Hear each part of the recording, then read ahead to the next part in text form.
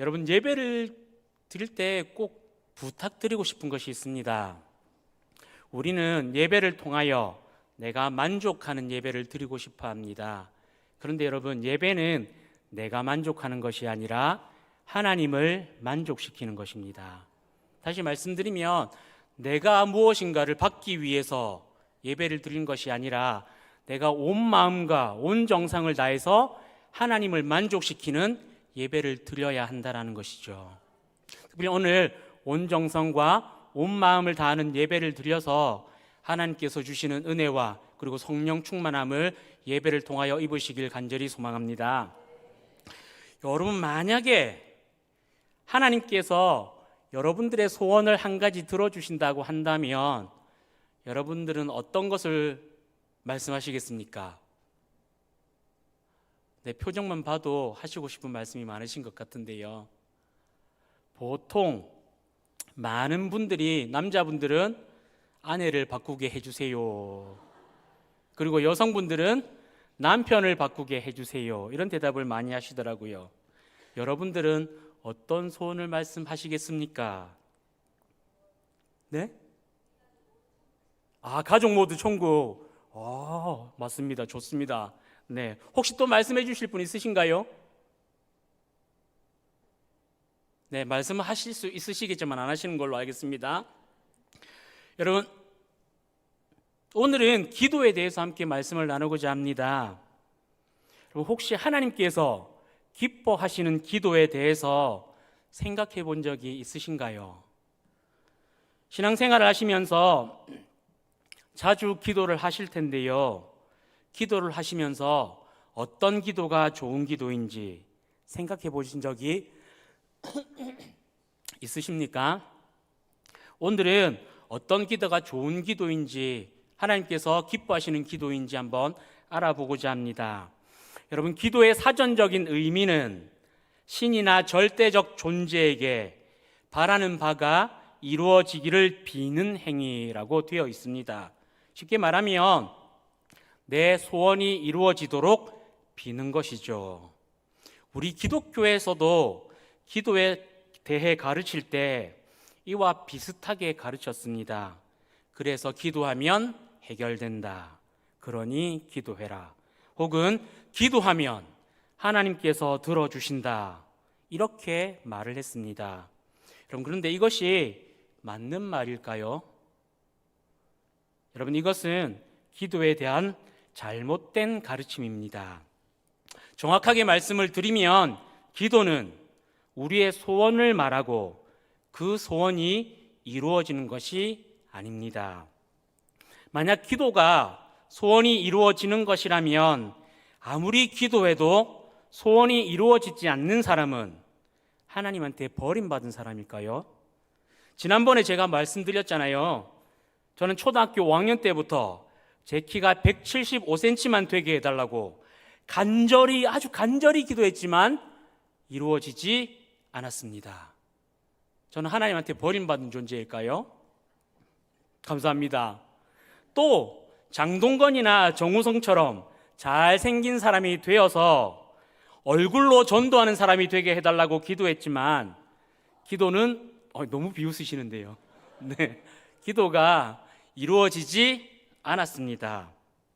기도가 이루어지지 않은 저는 하나님한테 저주받은 사람인가요? 아니죠. 예전에 교회마다 청군과 백군으로 나누어서 체육대회를 자주 했었습니다. 모두 자기 팀을 응원하고 자기 팀이 이기게 해달라고 기도하죠. 그러면 하나 팀은 어느 팀을 이기게 해주셔야 될까요? 소원대로 이긴 팀은 축복을 받은 팀이고 진 팀은 하나님한테 버림받은 팀입니까? 여러분, 하나님은 우리의 기도를 들으시지만 우리의 소원을 들어주시는 분이 아닙니다. 기도를 소원 성취의 수단으로 삼는 것은 우상숭배와 관련이 있습니다. 우상숭배의 목적은 현생의 삶에서 부와 권력을 얻는 것입니다. 그래서 우상숭배자들은 풍요로운 삶을 위해서 자신의 갓난아기를 제물로 바쳤습니다. 마음의 소원을 이루기 위해서 풍요로운 삶을 위해서, 욕심을 채우기 위해서 비인격적이고 부도덕한 행위도 서슴지 않았습니다. 오히려 그것이 제의 행위, 즉 제사 행위라는 이유로 적극 권장되었습니다. 그렇게 우상 숭배를 했던 그 사람들은 모두 마음의 소원을 이루고 부와 명예와 권력을 갖춘 사람이 되었을까요? 거듭 말씀을 드리지만 마음의 소원을 이루는 것, 마음의 욕심을 구하는 것은 기도가 아니라 우상 숭배라는 것을 기억하셨으면 좋겠습니다. 그렇다면 어떤 기도가 좋은 기도일까요? 좋은 기도란 바로 하나님의 뜻을 구하는 기도입니다. 그리스도인의 궁극적인 목적은 나를 통하여, 그리고 우리를 통하여, 교회를 통하여 하나님의 뜻을 이루는 것이고 하나님의 뜻대로 사는 것입니다. 예수님께서 제자들에게 가르쳐 주신 주기도의 내용을 한번 떠올려 보시기 바랍니다. 주기도문 전반부의 내용이 기억나시죠? 종합하면 하나님의 뜻이 이 땅에서 이루어지게 하옵소서입니다. 그래서 하나님께서 기뻐하시는 기도란 내가 하나님께 영광이 되고 내가 하나님의 이름을 높이는 사람이 되고 하나님의 마음을 알아서 하나님을 기쁘게 하는 사람이 되게 해달라는 기도가 좋은 기도입니다. 이렇게 기도하는 것이 참으로 어려운 일이지만 이렇게 기도하신 분들이 있습니다. 바로 오늘 본문에 나와 있는 사도들의 기도입니다. 본문의 내용을 잠시 살펴보겠습니다. 베드로와 요한은 제9시 기도 시간에 성전에 기도하러 가는 중에 성전 문 앞에서 태어날 때부터 걷지 못하는 이 구걸하는 사람을 본 후에 그를 고쳐주었습니다. 기적이 나타나자 사람들은 베드로와 요한을 보기 위해서 몰려들었습니다. 몰려든 사람들을 향하여 베드로는 예수 그리스도와 복음을 전했습니다. 그리고 복음을 전했다는 이유로 베드로와 요한은 유대교의 종교 지도자들에게 붙잡혔습니다. 사실 이 유대교 종교 지도자들은 베드로와 요한을 처음부터 사형시키기 위해서 체포를 한 것입니다. 그러나 유대인의 간습상 저녁에는 재판을 할 수가 없었기 때문에 사도들을 옥에 가둔 후에 날이 밝기를 기다린 것이죠. 이윽고 날이 밝자 그들은 베드로와 요한을 밖으로 끌고 나와 재판장에 세웠습니다. 유대교의 종교 지도자들은 형식적으로 묻습니다. 너희가 무슨 권세와 누구의 이름으로 이 일을 행하였느냐? 쉽게 말하면 무슨 권리로 이따위 복음을 전하느냐? 왜 유대계 율법에 전하는 복음을 전하느냐? 이 질문입니다. 이에 베드로는 성령이 충만하여서 담대하게 예수 그리스도를 전합니다.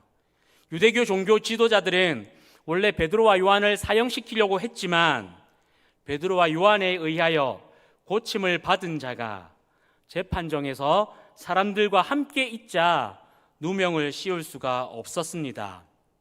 더군다나 사형을 시키기에는 기적을 목격한 사람들이 너무나 많았기 때문에 부담을 가질 수밖에 없었던 것이죠. 그래서 다시는 예수 그리스도를 전하지 말라고 협박한 뒤에 베드로와 요한을 풀어주었습니다. 베드로와 요한은 풀려나자마자 다른 사도들과 그리스도인들이 있는 곳으로 가서 공회에서 있었던 일들을 이야기합니다. 그리고 이어서 함께 기도를 하기 시작했습니다. 그들의 기도 내용을 이해하기 쉽도록 말씀드리겠습니다. 하늘과 땅과 바다와 그 안에 있는 모든 것을 지으신 하나님, 하나님께서는 주의 종인 우리의 조상 다윗의 입을 통하여 성령으로 이렇게 말씀하셨습니다. 어찌하여 이방인이 분노하고 유대 민족이 헛된 일을 꾀하느냐? 세상의 임금들과 권력자들이 모여 하나님과 메시아에게 대적하였다. 헤롯과 빌라도는 이방인과 이스라엘 백성과 한패가 되어 하나님께서 기름 부으신 거룩한 종 예수를 대적하고 하나님의 권능과 뜻으로 미리 정하여 두신 일들을 행하기 위해 하나님 이 자리에 모였습니다.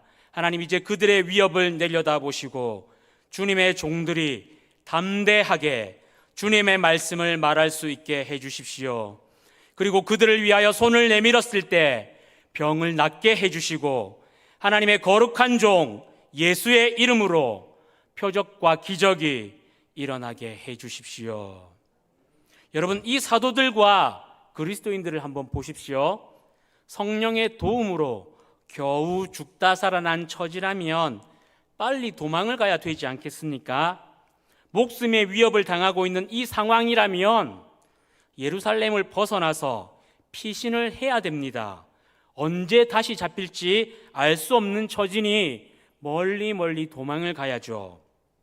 만약 제가 이 사도들과 같은 상황에 놓여 있었다면 저는 공회에서 벗어나자마자 불이 나게 도망을 갔을 것입니다. 멀리 도망가서는 이 근처로는 얼씬도 하지 않았을 것입니다. 또 도망을 치면서 다른 사도들이나 그리스도인들에게 지금의 상황을 알린 후에 그들에게 도망을 가라고 권하겠죠.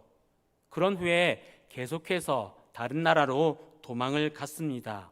왜냐하면 제 목숨은 소중하니까요.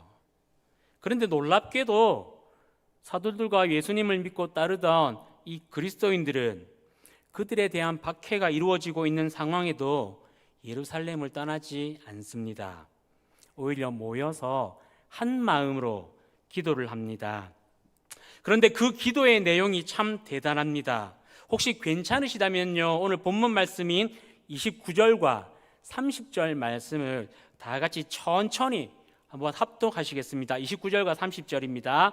주여, 그들의 위협 속에도 주님의 종들이 담대하게 하나님의 말씀을 전하게 하여 주십시오.